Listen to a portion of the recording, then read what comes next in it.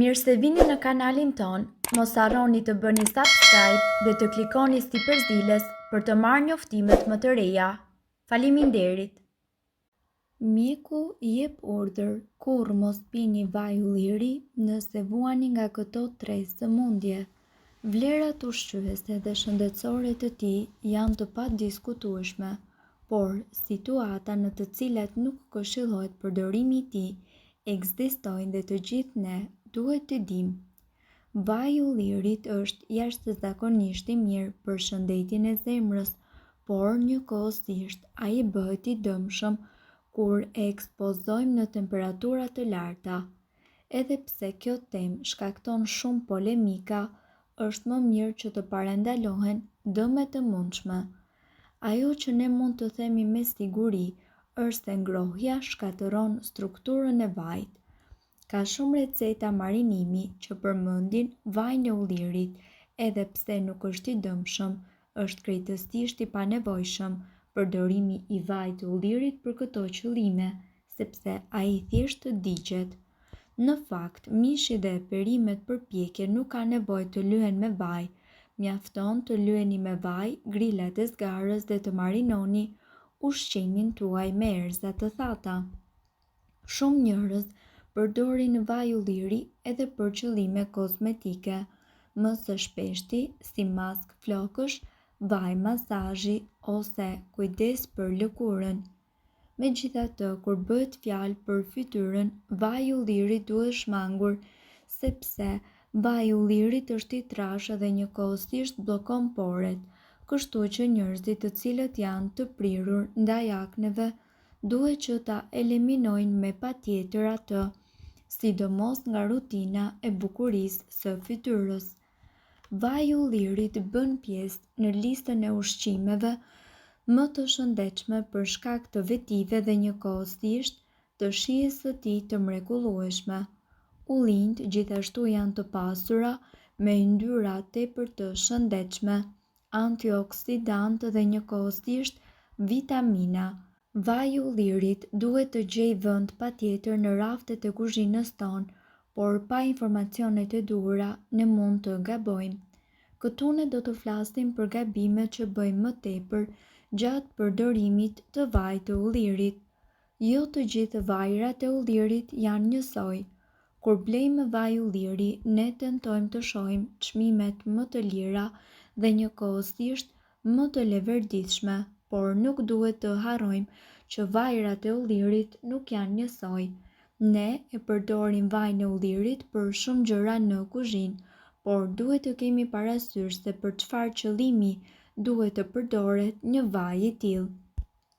Vaji i ullirit që përdorim çdo ditë është i shkëlqyer për gjellë të ndryshme, por kur është fjala për disa pjatë të caktuara si pastat dhe sallatat, të cilat kanë nevojë për një shije të fuqishme, ju duhet me patjetër të përdorni vaj ulliri me cilësi premium.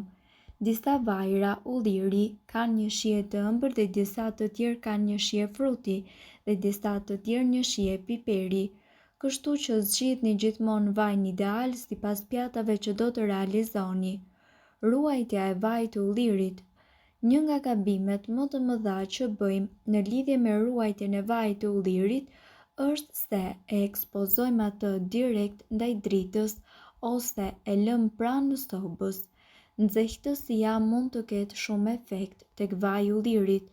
Ajo njëkohësisht mundet që të reduktojë vlerat shëndetësore dhe shijen e vajit të ullirit. Ruajeni atë në një temperaturë të dhomës, nëpër rafte ose në çdo vend tjetër ku nuk gjenerohet ngrohtësi. Mos e gjykoni një libër nga kopertina. Si shumë konsumatorë, ne tentojmë që të zgjedhim produktet me sy. Metoda e zgjedhjes së vajit të ullirit duke e gjykuar me sy duhet të ndryshojë.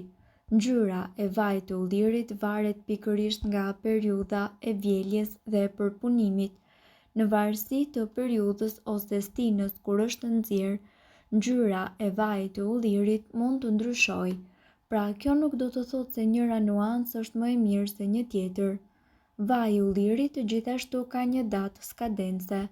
Pjesa më e madhe e vajrave të ullirit skadojnë në 24 muaj, kështu që ruajtja e tyre me patjetër do të jap atij një shije më të mirë, një ruajtje më të mirë dhe njëkohësisht do të rrisë vlerat ushqyese, pasi në të kundërt mos e përzieni edhe me vajrat më të vjetër sepse do të ulni vlerat e tyre ushqyese.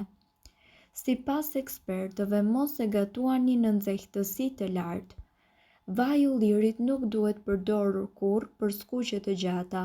Temperatura e gatimit të vajit të ullirit nuk duhet i kalojë 180 gradë, përndryshe i shkatëron antioksidantët. Vaji i ullirit gjithashtu është ideal për kavardisje të shpejta ose për t'u hedhur gjellrave, sallatave dhe pastave në fund, por jo në skuqje të gjata. Përdorimi i plastikës ose qelçit të tedukshëm për ruajtje. Vaji i ullirit është i ndjeshëm, kështu që alternimi me oksigjenin mund t'i ndryshojë shijen ose përbërësit e gjendur në të. Mos e ruani vajin e ullirit në një shishe plastike ose qelçi të tedukshme. Plastika mund të ndryshojë nivelet e oksigjenit tek vaji i ullirit, kurse qelçi i tedukshëm e bën më të ndjeshëm ndaj dritës dhe nxehtësisë. Sipas ekspertëve, ruajeni gjithmonë në shishe qelçi me ngjyrë të errët. Ndërkohë, duhet të dini, edhe gatimi me vajra delikat mund të jetë një gabim. Siç e tham, jo të gjithë vajrat e ullirit janë njësoj. Ka disa vajra delikat të cilët përdoren për të shtuar shijen ose aromën. Këto vajra përdoren njëkohësisht në bukë të thekur, sallata, brusketa dhe pasta. Gatimi me këto vajra eliminon njëkohësisht shijen e tyre, aromat dhe po ashtu benefitet tuaja shëndetësore. Sipas ekspertëve, vaji i ullirit mbetet një nga produktet më të shëndetshme dhe në qoftë se ju vendosni ta konsumoni atë çdo ditë, përfitimet që ju do të keni në shëndet janë me të vërtetë të larta. Le të fillojmë me më të dukshmen. Shija e vajit të ullirit është me të vërtetë diçka tjetër. Një nga karakteristikat e tij më kryesore dhe më të rëndësishme është se vaji i ullirit i zbërthen yndyrat përmes qelizave yndyrore të trupit, pasi acidet yndyrore të pangopura që ai përmban zëvendësojnë acidet yndyrore të ngopura, kështu që përveç se ndihmon në uljen e peshës, gjithashtu ndihmon edhe në rregullimin e insulinës. Ndërkohë, sipas ekspertëve, acidet yndyrore mono të pangopura, të cilat të gjenden tek vaji i ullirit, parandalojnë dobësimin e trurit dhe luftojnë zhvillimin e sëmundjeve që reduktojnë aftësitë periceptuese si Alzheimer. Është i dobishëm kundër plakjes. Nuk është rastësi që vaji i ullirit është një përbërës kyç në shumë maska bukurie kundër plakjes. Kjo ka të bëjë edhe me faktin se vitamina A, D dhe E dhe K, të cilat gjenden në vajin e ullirit, ndihmojnë në mbrojtjen nga radikalet e lira dhe oksidimi i qelizave, që do të thotë se funksionon si antiplakje. Është i shëndetshëm edhe për gratë shtatzëna.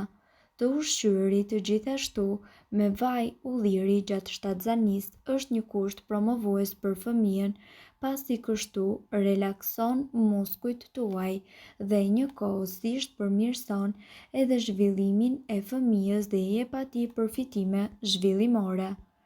Mirë po, duhet të dini, informacionet në këtë video kanë për qëllim të plotësojnë dhe të mos zëvendësojnë këshillat e mjekut tuaj dhe nuk kanë për qëllim të mbulojnë të gjitha përdorimet e mundshme, masat paraprake, ndërveprimet ose efektet negative.